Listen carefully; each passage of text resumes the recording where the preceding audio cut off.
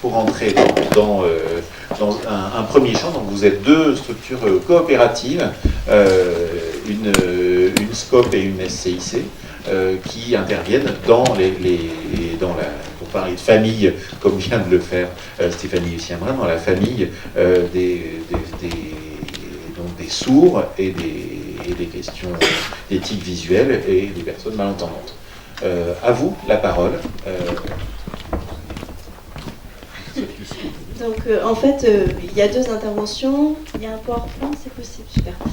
Il y a deux interventions où on vous fait une introduction générale, vu qu'on parle tous les deux de surdité, même s'il y a une grande diversité dans la population dite sourde, malentendant, devenue sourd. Alors, vous pouvez, s'il vous plaît, passer là. Donc, quel est le quotidien déjà des personnes sourdes? Je les ai appelées personnes à mobilité permanente, parce qu'on a tendance à généraliser en fait les problématiques de quelques catégories de handicap à toute la famille, pour rester dans les familles de handicap. Et donc on associe souvent handicap à mobilité réduite. La problématique des sourds est exactement l'inverse. Dès qu'ils cherchent une information, ils doivent se déplacer, puisqu'ils n'ont pas accès au téléphone, puisqu'ils n'ont pas forcément accès, ils n'ont pas accès à ce qui est au contenu de la radio ou de la télévision. Donc quand ils cherchent des informations, ils prennent leur voiture, où ils se déplacent pour faire des démarches administratives, avoir des informations, comparer les prix, etc. Vous allez trop vite pour moi. Être sourd aussi, c'est être dans un registre visuel. Alors, quelle que soit la langue qui va être pratiquée, le français ou la langue des signes, la prise d'information est visuelle. Donc, ça va être comment je sais qu'il y a quelqu'un qui sonne à la porte, il y a une alerte visuelle, ou il y a un chat qui réagit. Comment je sais qu'il y a une explosion, le sol a tremblé, ou la vitre s'est cassée. Voilà, les repères sont visuels. Merci de passer au slide suivant.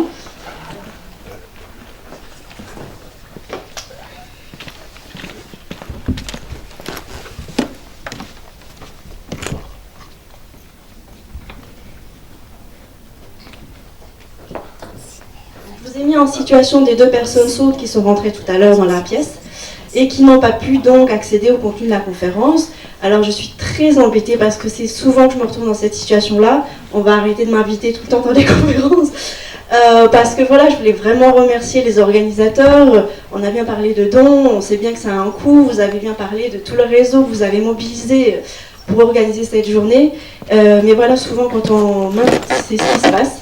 Et c'est très violent, je trouve que c'est très violent. Deux personnes qui viennent, qui ont regardé dans le journal, qui viennent et qui n'ont pas accès.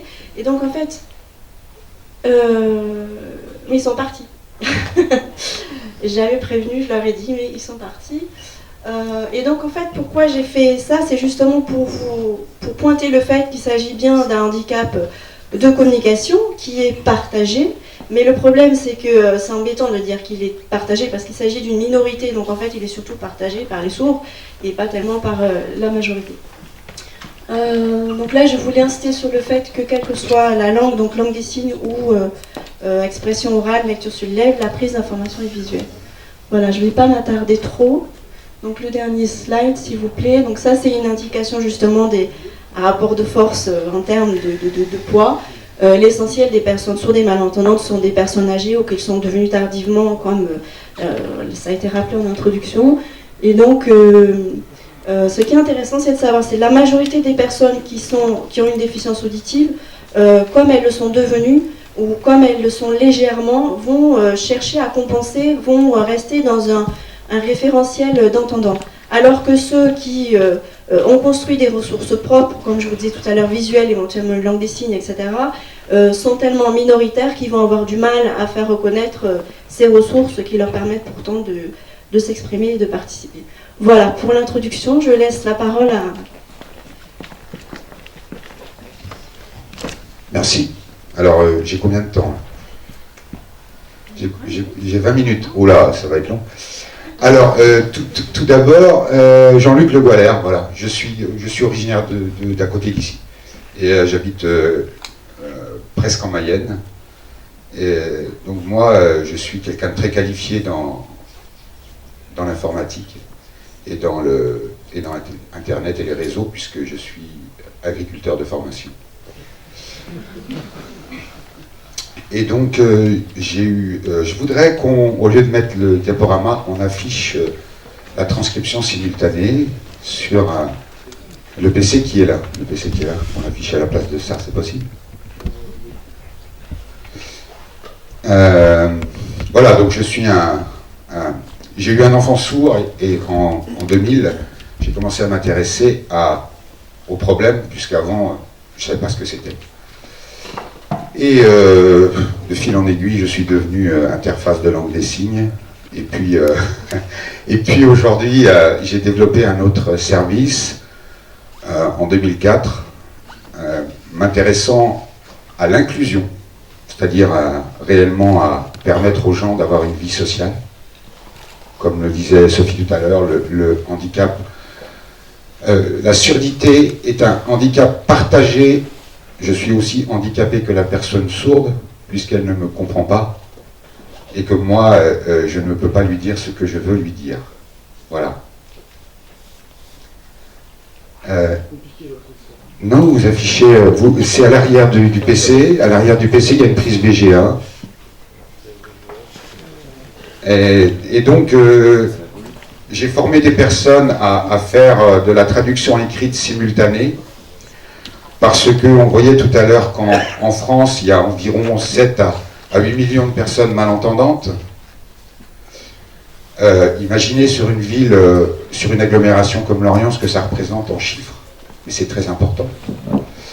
Il y a dans ce public environ 1 500 000 personnes qui ne peuvent pas avoir accès à la communication par la voie sonore. C'est très important comme chiffre. Je ne sais pas pourquoi il faut faire effet de quelque chose. C'est très important comme chiffre. Je suis un visuel, je fais la main. Ah, je suis désolé, hein. Pourquoi il ne se connecte pas?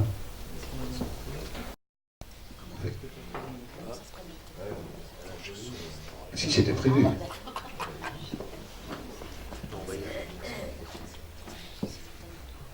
Là, je peux pas. Bon, c'est vraiment dommage. Donc, on a créé une SCOP avec des gens que j'ai formés, une société coopérative. On était une association jusque 2005, pardon. Et puis, on a créé une société coopérative parce qu'il est très difficile de se développer en tant qu'association. C'est pour ça que je faisais la remarque tout à l'heure. Un jour ou l'autre, il faut rentrer dans le champ professionnel. Et donc, un peu comme a fait Websour. On a le même parcours. Les deux entreprises ont le même parcours, sauf que Websour a commencé avant et s'est développé plus vite. Donc aujourd'hui, nous essayons d'apporter de l'accessibilité dans l'événementiel, c'est-à-dire aujourd'hui. Et vous voyez qu'il aurait fallu préparer avant, mais Sophie a bien posé le problème. Nous sommes une entreprise. On est sollicité quotidiennement pour travailler gratuitement. Mais une entreprise ne peut pas vivre comme ça. Même si quelqu'un prétendait tout à l'heure qu'il y a plein d'argent, dites-moi où il est, et on fera de l'intervention gratuite. Donc là, on avait quelqu'un à Paris, une personne à Paris actuellement, qui fait la transcription de ce que je dis. Malheureusement, ça s'arrête à cet ordinateur là-bas. Quand je parle, ce que je dis s'affiche directement en écrit, simultanément ici. Le son part d'ici, va chez le transcripteur, et le texte revient simultanément. Alors j'ai envie de dire, ça n'est pas de la technologie, de l'accessibilité du web. C'est d'utiliser les systèmes qui existent, et ce dont Madame a parlé tout à l'heure, d'utiliser les systèmes qui existent et d'en faire quelque chose de fonctionnel pour des personnes qui en ont réellement besoin. Voilà. Ça c'est vraiment la philosophie de notre scope aujourd'hui. Et on se rend compte que l'outil, alors Sophie va en reparler, mais que l'outil en tant que tel, s'il est spectaculaire, voilà, on va y arriver. Si l'outil est spectaculaire parce que quand je parle, ça s'écrit, et ça pour une personne qui n'entend pas, c'est absolument fantastique, puisque c'est du live. Alors, c'est Babette qui travaille, elle vient de commencer à apprendre le métier il y a 2 mois. Vous excuserez sa capacité à bien transcrire encore, mais je peux vous garantir qu'elle avance très vite. Elle est très courageuse, et on va rapidement compter cette personne en plus dans notre équipe. Malheureusement, on a eu une urgence et un transcripteur professionnel ne pouvait pas aujourd'hui intervenir. Donc nous, notre métier, c'est de s'occuper principalement des personnes sourdes utilisant la voix oraliste, c'est-à-dire soit des gens qui sont sourds mais qui n'ont pas appris la langue des signes et qui utilisent uniquement l'écrit, soit des gens qui utilisent l'écrit et le son, soit des gens qui sont devenus sourds et qui donc maîtrisent parfaitement l'écrit et ne vont pas connaître la langue des signes parce qu'ils sont devenus sourds. Ça serait bien si c'était comme ça. Et donc ont besoin de l'écrit en simultané. Aujourd'hui, une personne peut se promener avec un netbook dans la Nester, avoir une conversation et avoir la transcription immédiate sur son netbook de la conversation qu'elle a avec une tierce personne. L'objectif, j'ai envie de dire, il est atteint. C'est même pas de la technologie, puisqu'on peut faire ça avec Skype et avec des outils très simples. La difficulté, et vous avez bien mis le doigt dessus, madame, tout à l'heure, c'est de pouvoir rendre ce service et se développer, d'en faire un service qui fonctionne réellement. Et ça, c'est une grande difficulté. C'est une grande difficulté parce que, en France, pour que personne ait le droit d'avoir une compensation de ses déficiences, elle passe devant beaucoup d'instances qui sont des décideurs et qui ont besoin d'avoir des grilles pour décider. Or, chaque personne étant différente, il est à chaque fois difficile de faire rentrer ses besoins dans des grilles qui ont été écrites en 1960 ou en 1970. Et je pense qu'on a un gros problème en France avec ça. Je parlais tout à l'heure des États-Unis. Aujourd'hui, le Messenger fait la transcription en 16 langues. On travaille sur l'Europe du Nord, les États-Unis, le Canada, un peu l'Afrique. Mais malheureusement, le cours du franc CFA ne permet pas tellement de travailler. Notre public, c'est environ 20 millions de personnes. Je me rends compte qu'aux États-Unis, d'un pays réputé très peu social, il est beaucoup plus facile de mettre en place de l'accessibilité. Je ne comprends pas pourquoi, je ne suis pas un sociologue, ni un politologue, ni un économiste. Je me rends compte simplement que c'est plus facile. Ici, on a développé notre société coopérative, le Messenger, au travers d'actions individuelles au départ, d'accompagnement individuel de personnes. Mais aujourd'hui, on a des villes comme Lorient, comme Angers particulièrement, qui sont très en avance dans ce domaine et qui ont compris que l'accessibilité, ça n'est pas une boucle magnétique. J'ai entendu tout à l'heure demander est-ce que la boucle magnétique fonctionne. On a tendance à penser, il y a des malentendants, on met une boucle magnétique. Je vais vous dire, monsieur, on a un gros problème ici, c'est qu'on n'a pas les bons micros, déjà, pour avoir une boucle magnétique. On n'a pas le matériel en amont. Donc on peut toujours mettre une boucle magnétique. Malheureusement, on a un gros souci, c'est qu'on découvre. On découvre. On a un manque d'experts. Clairement, on a un manque d'experts dans tous les domaines de l'accessibilité. Donc, je vais maintenant, je ne sais pas si on peut passer le site internet sur l'autre. Alors du coup, on coupe la transcription. D'accord. Je vais passer la deuxième vidéo, un exemple d'accessibilité du poste de travail, si vous voulez bien. Non, c'est pas celle-là. La deuxième, pardon. La deuxième, oui. Donc voilà une personne qui est devenue sourde, qui a failli arrêter de travailler. Et qui, voilà, on n'a pas le son, mais c'est pas grave. Elle a arrêté de travailler, c'est sous-titré, donc vous êtes tous sourds là. Je vous laisse lire.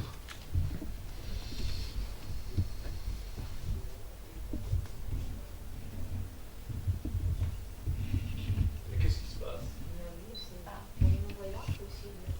Alors, je vais lire le texte.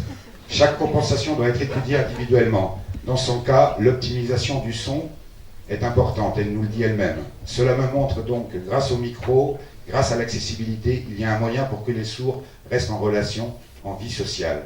Même sur les temps informels, comme cette vie sociale qui est importante aussi pour créer des liens, pour vivre aussi normalement, autrement que par son handicap. C'est-à-dire que sur ces moments-là, finalement, j'oublie pour vivre aussi normalement, j'oublie complètement que je suis sourde, puisque grâce au micro, le son m'arrive directement par les petits sabots que j'ai sur l'implant et sur la prothèse, et je n'ai pas de déperdition de son dans la salle. C'était le témoignage de la personne. Ici, le formateur est équipé d'un micro-cravate lors de la formation de cette personne. Ses collègues utilisent des micros à main. L'effet des micro-mains permet à la personne sourde de repérer qui va parler, puisqu'elle ne peut pas localiser l'origine du son. Et en plus, au cours de sa formation, elle avait, dans certains cas, une transcription simultanée en direct. Donc les propos de ses collègues et des personnes s'écrivaient devant elle. Voilà. Donc ça, c'est une accessibilité qui est mise en place pour une personne. À chaque fois qu'on a une accessibilité à mettre en place, de la compensation, disait madame tout à l'heure, c'est pour une personne.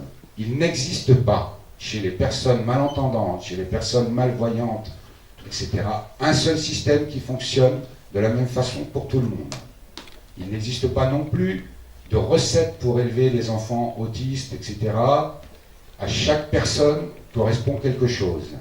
Plus le handicap est lourd, et plus l'évaluation des besoins doit être fine et bien faite. Par contre, moi je prétends aujourd'hui aux messageurs que c'est vrai que l'écrit apporte de l'accessibilité à 90% des malentendants et à 30% des autres sur les grosses conférences, etc. Donc notre métier, qui était au départ d'accompagner individuellement des gens, devient de plus en plus de faire de la transcription, de la mise en accessibilité globale d'événementiels et d'événements culturels. Et la question, on se la repose, parce que je l'ai entendu tout à l'heure et elle va me trotter dans la tête jusqu'à la fin de la semaine prochaine. Il y a de l'argent sans doute pour faire ça, mais qui paye? Qui doit payer? Est-ce que c'est notre collectivité? Est-ce que c'est chaque citoyen? Ça, ce sont, à mon avis, les questions les plus importantes. Et je crois que les outils, le message que je veux faire passer aujourd'hui, c'est qu'à mon sens, les outils, il faut les développer. J'ai participé à la conférence AccessiWeb à Paris. Il faut développer les outils Internet, mais il faut surtout penser que, j'ai envie de dire, les outils se développeront. Les outils se développeront. On a des palettes d'outils technologiques plus importants que ce qu'on est capable de faire de manière sur le plan socio-économique. Il faut bien comprendre cette problématique-là. Madame parlait tout à l'heure des traumatisés crâniens. Je sais ce que c'est, j'en ai à la maison. Et il y a des techniques. Moi, j'ai développé des techniques tout seul pour mon traumatisé crânien à moi, parce que c'est possible à faire, mais économiquement, ça n'est pas porteur. Alors c'est vrai que les associations pourraient, mais c'est quand même très professionnel, il faut s'entourer d'un réseau très technique. Et en même temps, nous, en tant qu'entreprise, on ne peut pas passer trop de temps à développer des choses, parce qu'en même temps, on a des salaires à payer, des charges qui n'arrêtent pas d'augmenter, et il faut s'en sortir. Donc c'est très très compliqué. Entre la réalité économique, et je pense que tout le problème repose sur ce problème de réseau, difficulté de travailler en réseau, sur les décideurs, qui doit payer. Moi, vous savez, j'entends souvent dire, je suppose que c'est pareil chez WebSourd, oh bah, on va pas mettre en place de l'accessibilité, il y aura peut-être que 2 ou 3 personnes malentendantes ou sourdes. Bah, écoutez, moi je leur dis, mettez-vous à l'entrée et puis dites-leur de rester dehors. Il faut avoir le courage des mots qu'on peut dire. Et on ne va pas faire ceci parce que ça coûte cher, on ne va pas faire cela. Moi, j'ai jamais vu dans un conseil régional diminuer la facture du vin d'honneur parce que ça coûtait trop cher. Je suis méchant quelquefois, mais j'ai pas peur, je me suis fait tout seul, donc je ne crains personne. Et j'ai jamais vu refuser ça. Par contre, on m'a souvent dit, ah non, le messageur, on ne mettra pas d'accessibilité parce que là, ça coûte trop cher. Le problème, il est là. Le problème repose là. On a des technologies énormes. Moi, je travaille beaucoup en réseau avec des transcripteurs américains, puisque je vous dis qu'on propose des transcriptions simultanées en 13 langues, j'ai envie de dire 17 langues, mais bon, certaines sont confidentielles. On peut transcrire pour les sourds aveugles à partir du français ou de l'anglais vers du braille. Ça, c'est tout nouveau. On a vraiment la technologie. Après, on a très peu de gens qui connaissent le braille. Les aveugles, on en a très peu qui connaissent bien le braille et qui peuvent lire le braille à la vitesse où on parle. Et si moi je parle trop vite, un interprète, il ne pourra pas transmettre mon propos. Donc on voit bien que le handicap, il est partagé, on doit avoir les bonnes attitudes. Nous d'abord, citoyens, lambda, Monsieur Dupont, Madame Durand. Ça c'est la première des choses. Pour moi, ensuite, les technologies sont là pour être un outil, une prolongation de notre main. C'est-à-dire, l'armure au Moyen-Âge était une technologie, on est bien d'accord. Toute technologie a des contraintes. Quand vous avez des micros, il faut des piles. Quand vous avez des micros plus des appareils, il faut des piles pour ça, puis des piles pour ça. Quand vous avez des micros plus un ordinateur, un netbook, pour avoir la transcription plus des appareils, il faut des piles, des batteries, de l'électricité, etc., etc. Et plus on met des technologies, plus on crée de la dépendance aux technologies. Il faut faire très attention à ce que la technologie soit au service de l'homme et que la personne qui a besoin de technologie ne devienne pas un client. Et c'est ce qui se passe actuellement. Hein. Aujourd'hui, on vend du matériel à tour de bras dans le domaine du handicap, mais on voit bien, et l'exemple de Kerpap, et ici à Lorient on a l'exemple, on voit bien que la grande difficulté, c'est beaucoup plus chez les ergots de trouver le comment faire sur le plan de l'adaptation à la personne et sur le plan humain. Quelquefois, il est difficile de trouver les appareils, mais j'ai envie de dire, les appareils, on les trouvera un jour. Par contre, le comment faire et l'attitude, la gestion de la personne, de soi-même par rapport à l'autre, ça reste notre première problématique. Et j'ai envie de dire que la transcription qu'on voyait tout à l'heure, pour moi, c'est un gadget.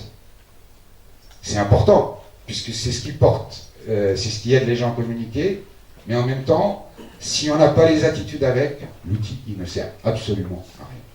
Voilà, je suis venu dire ça, et je pense que Sophie va le redire en plus. Mais c'est important. Et il y a deux choses, on sait faire, on a des technologies, on n'est pas capable de les mettre en réseau et de se normaliser, on est bien d'accord, et ça c'est très grave, c'est très problématique, et on a, de toute façon, la deuxième problématique, c'est qu'on n'a pas de financeurs. C'est-à-dire que l'usager n'est pas en capacité de s'offrir la technologie. Plus le handicap est lourd d'une personne, plus son handicap est lourd, moins elle peut compenser par les aides qu'elle a de la société son handicap. Il faut comprendre ça. Donc moi aujourd'hui, on fait de la transcription pour des gens qui sont directeurs de banque, qui travaillent dans des groupes où il y a des avantages sociaux et des accords sur le plan du financement avec AGFIP, FIP, HFP, enfin je ne veux pas dire trop ces mots-là, mais tous les noms barbares qui sont les financeurs de l'accessibilité au travail.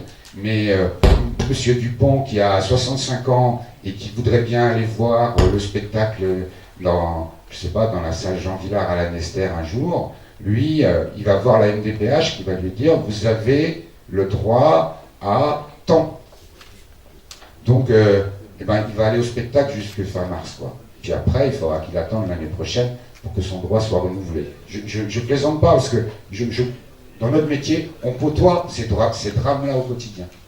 Et je crois que voilà, c'était plus important pour moi de parler de ça que de présenter ma société. On a besoin de se développer, on a besoin de vivre. La technologie chez nous, c'est un outil à notre service aussi. Je suis connecté là pour emmener le son avec du 3G, le 3G+, le réseau satellitaire d'Orange. Donc on peut se promener avec un outil aujourd'hui pas en pleine campagne, ça passe pas partout. En pleine ville, allez.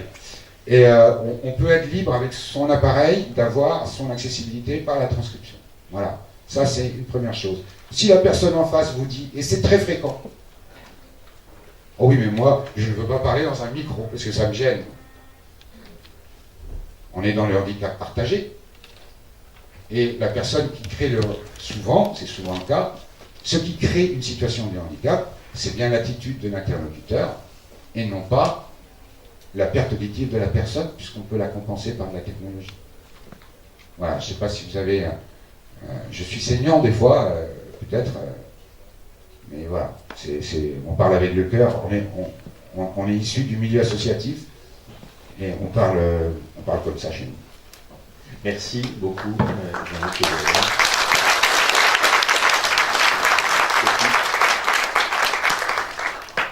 J'aime bien Monsieur Fort.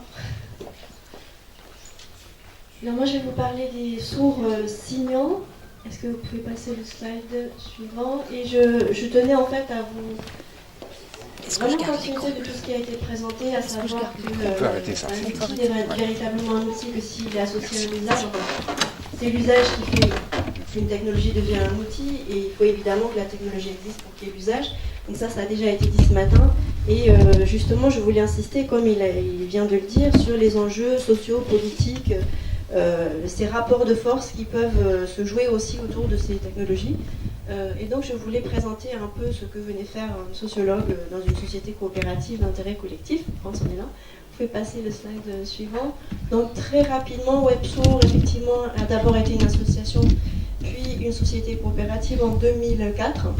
On est 33 salariés à peu près que ça bouge. La langue de travail, c'est la langue des signes et le français écrit, parce que c'est pas parce que ce sont des sourds signants que l'écrit et le français n'existent plus. On caricature un peu trop.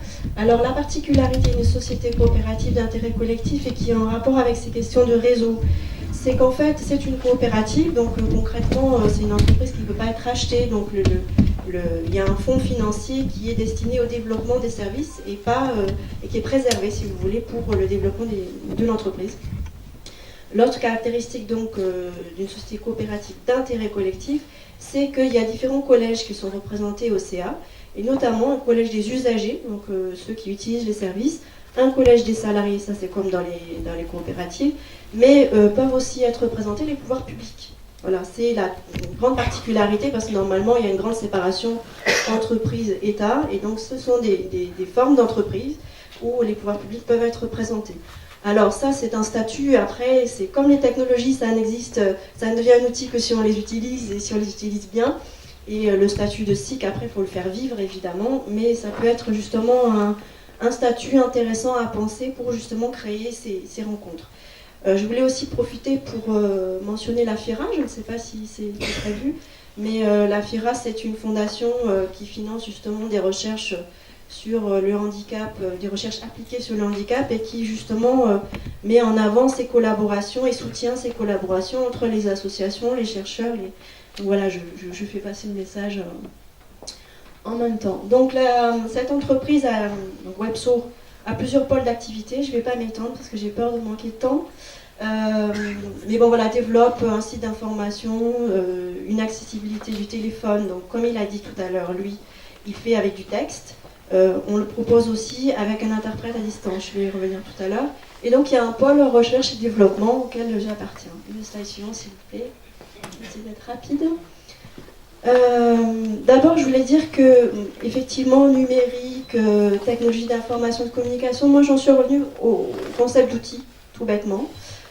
Et ça permet d'ailleurs d'inclure du technique et du non technique.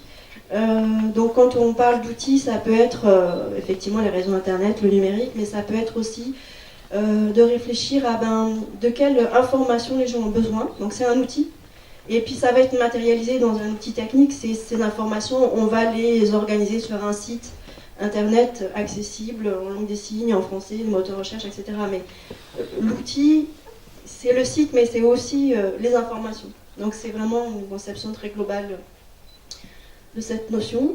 Alors je voulais présenter ce que fait des sociologues, ce que font des sociologues, et peut-être que vous pouvez ouvrir vos portes à d'autres sociologues dans vos associations, pouvoirs publics et entreprises. C'est justement travailler sur tout ce qu'il y a autour de ces technologies, travailler sur la notion d'usage. Donc ça va être en amont, réfléchir sur les besoins, comment les gens font quand ils n'ont pas d'outils, donc leur propre bricolage, leurs pistes d'innovation, leur soumettre, évidemment, tout le monde ne pense pas forcément, ils ne sont pas forcément au courant, les usagers, des développements techniques possibles, donc leur soumettre les pistes pour savoir quelles sont les plus intéressantes pour eux. Ça peut être, excusez-moi mais j'ai froid, hein, c'est pas que vous m'intimidez aussi, mais j'ai froid.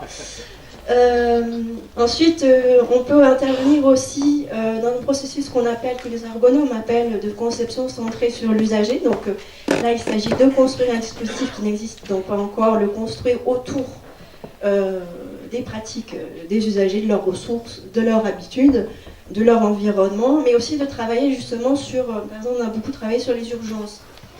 On avait déjà là une technologie qui existait, qui était pour rattacher des choses que vous connaissez, la visioconférence ou du chat, on va dire, mais en direct.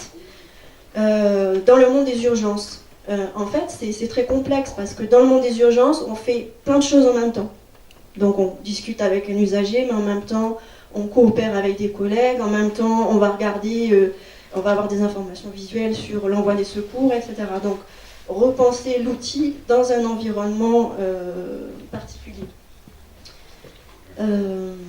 Ça peut être aussi, donc évidemment, là, de manière plus classique. Oui, excusez-moi, justement, c'est très important cette conception centrée sur l'usager parce que justement, comme on l'a dit ce matin, les outils en général sont conçus, donc, tout ce qui est numérique, sans penser à toute la population dite handicapée.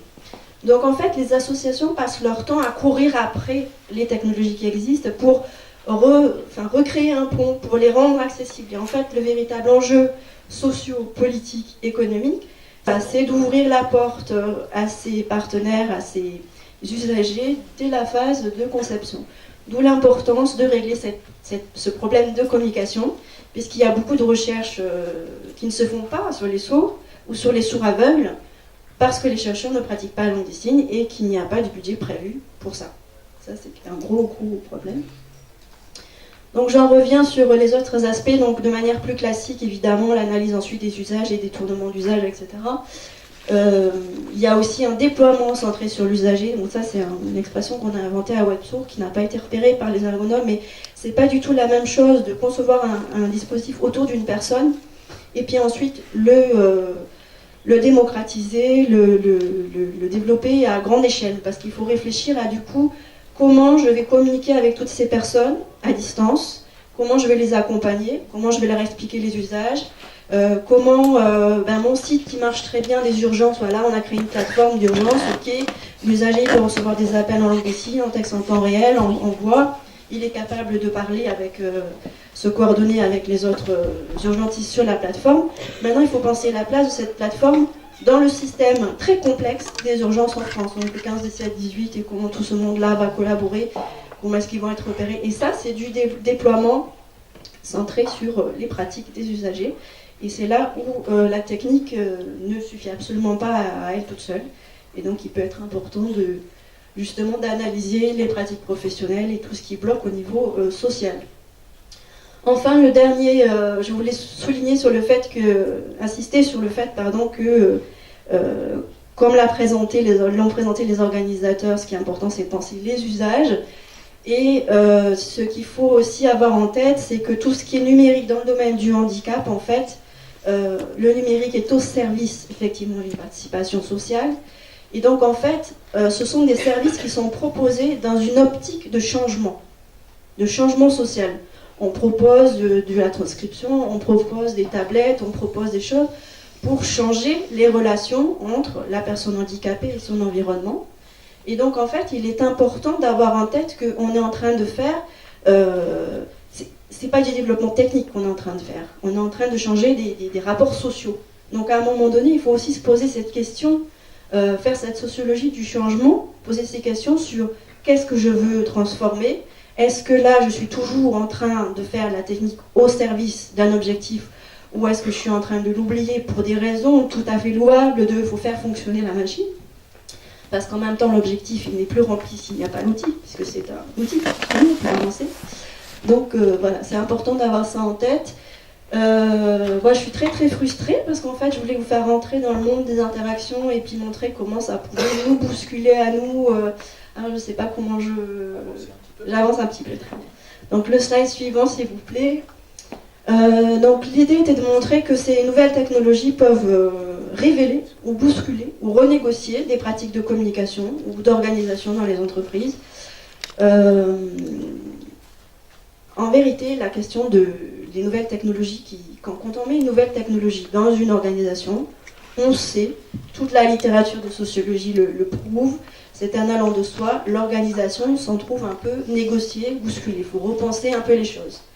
Sauf dans le domaine de l'accessibilité du handicap. Là, je ne sais pas pourquoi, il est quand même évident que l'organisation ne doit pas être bousculée, ne doit pas être discutée, et la technologie doit être surtout le moins visible possible. Donc en fait,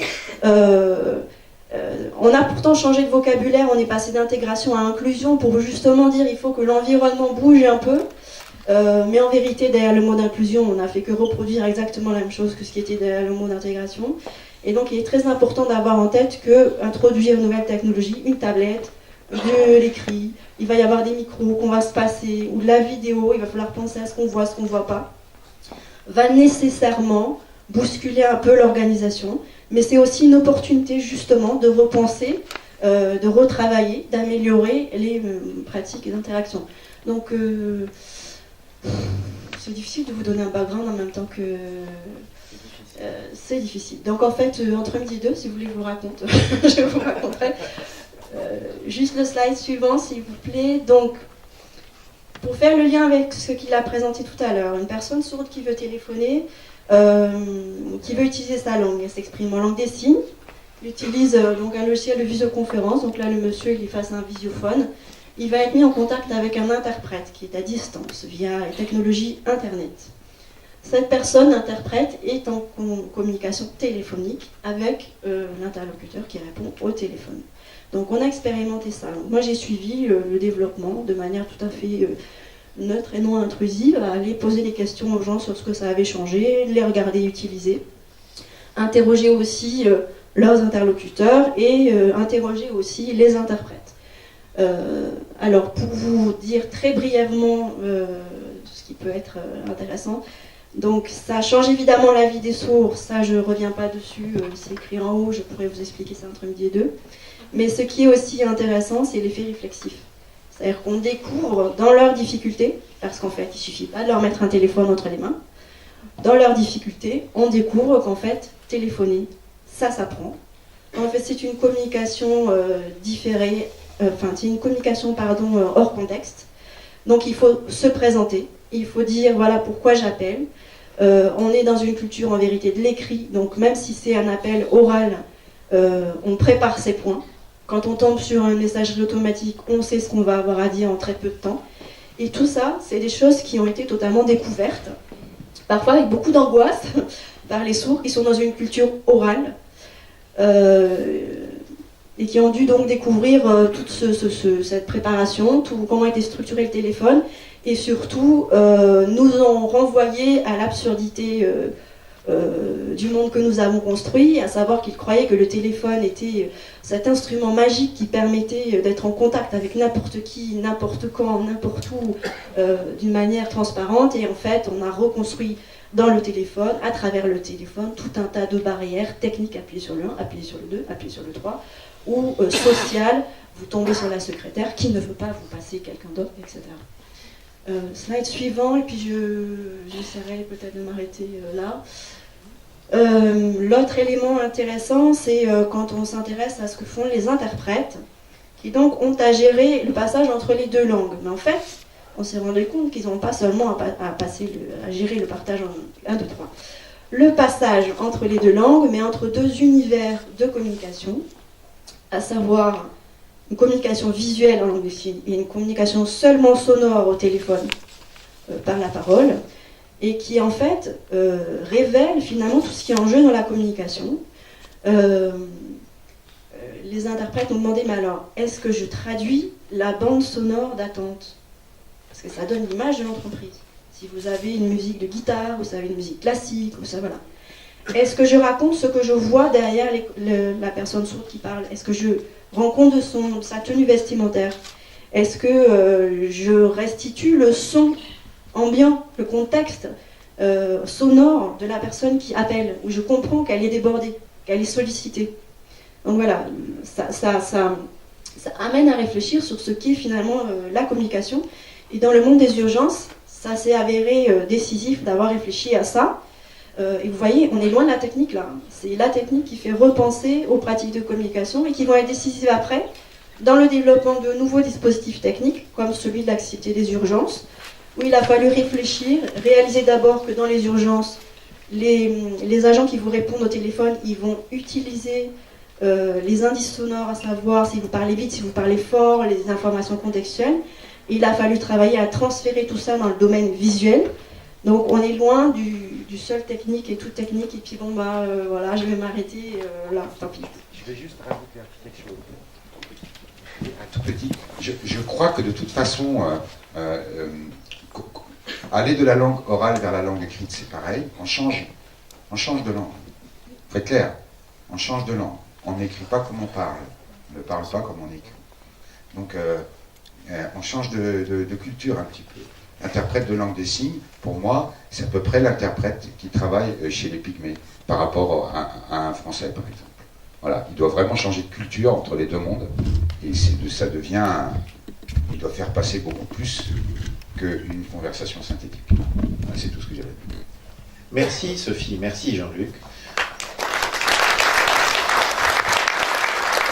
Alors, je vous raconte une petite chose, c'est qu'on a en fait fait plusieurs choses à la fois dans une séquence. C'est pour ça qu'on a l'impression que le temps a un petit peu glissé. J'ai des bonnes nouvelles d'organisation, c'est-à-dire que dans à peu près 1 minute et quelques, on va prendre la pause dont nous avons besoin. J'ai une mauvaise nouvelle pour cette pause, c'est qu'il faut qu'elle soit un peu plus courte que prévu, car nous courons après le temps de début de journée, mais je pense qu'on a vraiment besoin de cette pause-là. Et la bonne nouvelle d'organisation, c'est aussi que, comme malheureusement on a une défection d'intervenante pour cet après-midi, l'intervention de François Calvet sur SecretCam aura lieu cet après-midi. Donc on pourra avoir notre programme à peu près complet. Ce qu'on vient de faire à la fois, c'est d'une part regarder des propositions, des questions et des dispositifs que Jean-Luc et Sophie nous ont racontés à destination des personnes sourdes et malentendantes. On a aussi compris à travers ce que vous nous avez présenté de tout un ensemble de messages autour des postures, autour des écueils et autour des possibles. C'est-à-dire, on va retenir probablement de cette séquence tout un ensemble de messages d'alerte, pessimistes, ou de tirer la sonnette, ou etc., qui disent, pensons pas qu'il va suffire de mettre de la technique pour arranger quoi que ce soit. Donc ça, c'est une chose, je pense que vos messages à l'un et à l'autre sont tout à fait clairs par rapport à ça. On comprend aussi que vous avez eu des façons de construire les projets que vous incarnez, qui sont des façons originales, qui sont des façons... dans le message de Jean-Luc, j'entends les paradoxes sur lesquels on est installé, le paradoxe d'avoir à faire du personnalisé dans des champs d'enjeux très collectifs, donc on fait comment ? Et puis d'avoir à faire avec des ressources associatives, mal financées, etc., des choses extrêmement professionnelles, qui sont en fait très très exigeantes. Et puis dans la présentation de Sophie, j'entends le fait qu'on est dans la R&D. Il n'y a pas d'autre façon de le raconter. On est vraiment dans la recherche et développement, donc dans les choses qui demandent de l'observation, demandent de la compréhension, demandent du temps long, et demandent des méthodes de recherche, etc. Et en même temps que ça, on est au plus près des usages, et on est au plus près de la vie quotidienne des uns et des autres, et des questions sur lesquelles je suis très intéressé par ce que tu dis, en disant, nous savons tous que le numérique change des choses dans les contextes et les organisations, et quand il s'agit de handicap, bizarrement, ça ne devrait rien changer. Donc, dont acte, je pense qu'il y a une chose qu'il va falloir qu'on mûrisse. On vient donc pas simplement de se dire comment est-ce que le numérique répond aux questions, aux problématiques des sourds et des malentendants, sur lesquelles on va pouvoir interagir avec vous deux au fil de la journée.